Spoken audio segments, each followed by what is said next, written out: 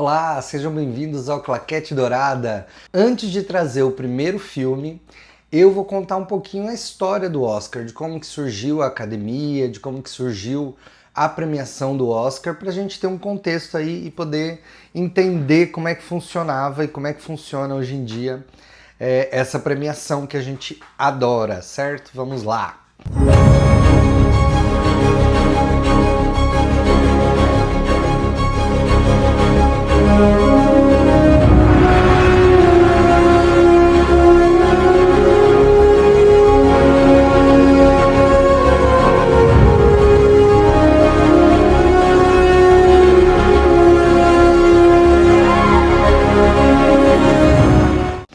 Em 1927, como que funcionava a indústria cinematográfica? Os bancos norte-americanos lá da costa leste financiavam os filmes da costa oeste. Então, os estúdios ficavam na costa oeste, mas o dinheiro vinha dos bancos. Como que funcionava?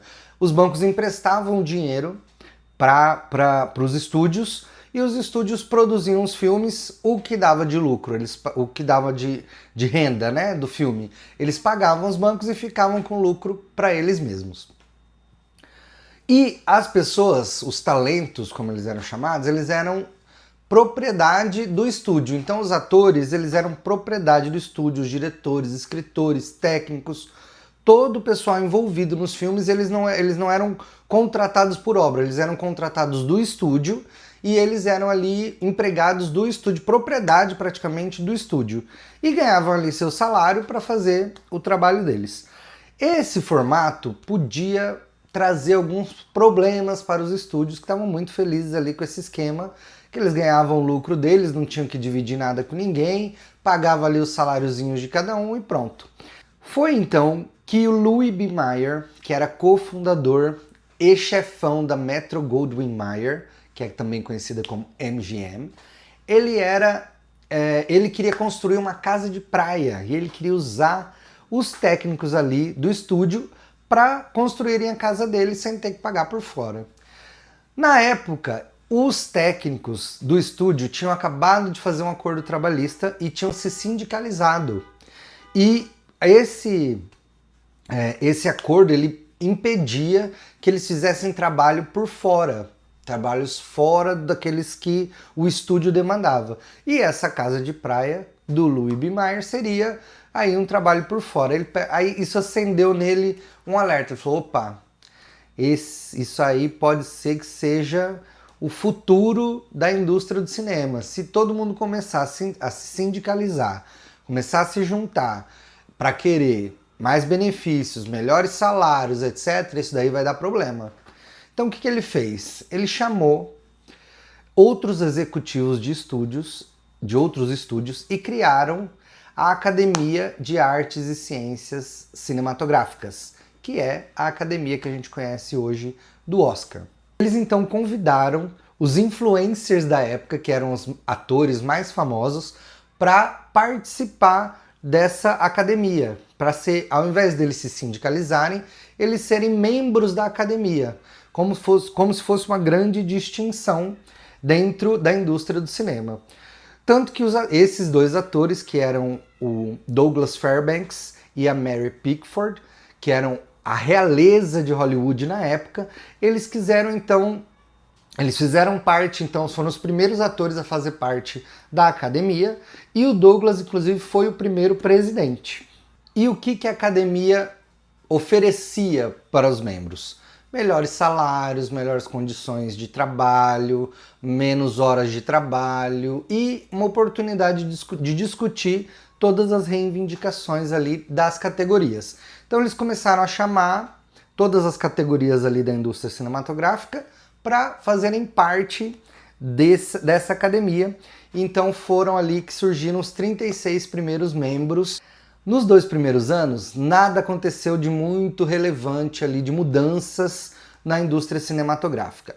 O que aconteceu nesse período? Os 5 maiores estúdios, que eram RKO, Paramount, Warner Brothers, 20th Century Fox e MGM, se uniram para fazer um acordo ali de trabalho, de melhoria de benefício, de melhorias de condição de trabalho, menos horas trabalhadas e tal, mas ficou um acordo muito basicão ali entre esses estúdios e ficou por isso mesmo. Em 1929, então, o Louis B. Mayer pensou, como que eu posso fazer para esse pessoal deixar de se unir? E ele pensou numa premiação. Então, pasmem vocês, a criação do Oscar, né, do prêmio da Academia, ele não foi com as melhores das intenções. O que eles queriam era realmente controlar o trabalho ali da indústria cinematográfica. O que ele pensou? Bom, ao invés deles se unirem, eles vão começar a disputar o prêmio. E aí isso vai dissipar essa questão de sindicalização, deles se juntarem muito para pedirem muita coisa. Então vamos fazer isso, vamos criar uma premiação. Foi criada uma premiação, 12 categorias nessa primeira premiação, que aconteceu no dia 16 de maio de 1929 no Roosevelt Hotel, que ainda existe em Hollywood. Inclusive diz que existem uns fantasmas ali da Marilyn Monroe nesse hotel e tal. Esse hotel foi quem recebeu a primeira premiação, que durou aproximadamente 15 minutos. É isso mesmo.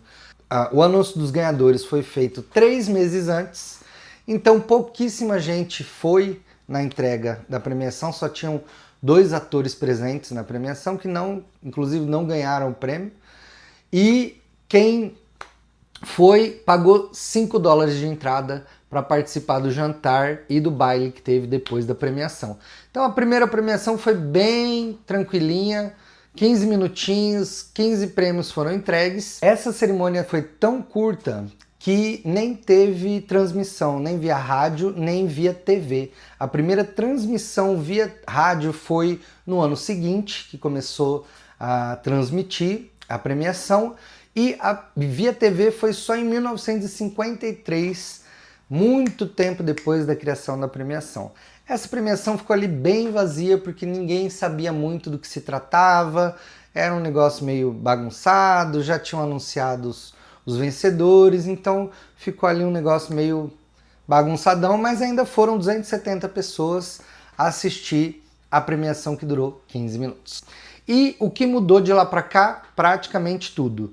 Na época, as indicações eram feitas por categoria, então cada categoria escolhia ali, indicava os seus preferidos. Eles diminuíam para 3, eles reduziam essas indicações para 3 indicações cada categoria, e aí um comitê central de jurados da academia escolhia então entre os 3 qual seria o candidato. Na época, os atores, por exemplo, eles não eram indicados por obra, como é hoje, né? Foi indicado pelo papel no filme e tal. Os atores eles eram indicados por todas as produções que eles fizeram no ano. Então eles eram, por exemplo, a primeira atriz que ganhou, ela foi indicada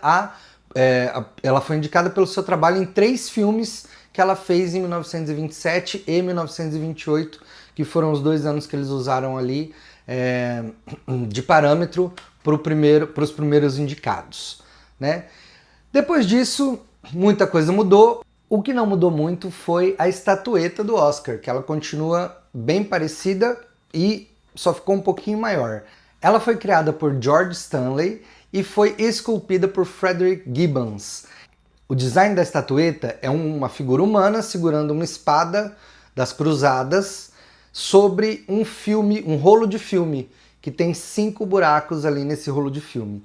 Esses 5 buracos representam as 5 categorias da indústria cinematográfica: atores, diretores, escritores, produtores e técnicos. A espada ela representa a proteção, então o vencedor do Oscar ele tem ali a missão de proteger a indústria cinematográfica. Bacana, né? E o nome Oscar, de onde surgiu? Não se sabe, nem a própria academia sabe. O que se sabe é que em 1934, um crítico de cinema chamado Sidney Flotsky, ele usou a primeira vez o termo Oscar e a academia passou a usar esse termo em 1939. Uma secretária executiva da academia diz que ela que inventou o nome porque parecia muito com um tio dela que chamava Oscar.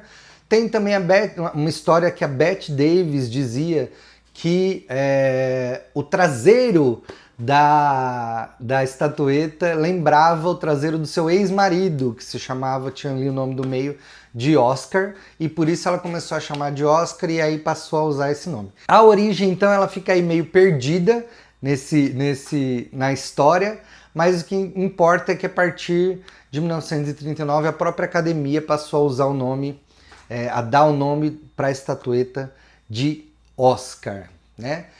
E é isso, gente. Espero que vocês tenham gostado. Semana que vem eu vou falar do primeiro filme que ganhou o Oscar de melhor filme, que é o filme Wings, Asas. Tá joia?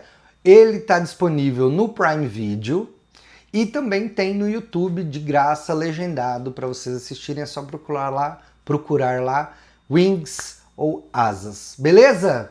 Nos vemos semana que vem com Wings. Até lá!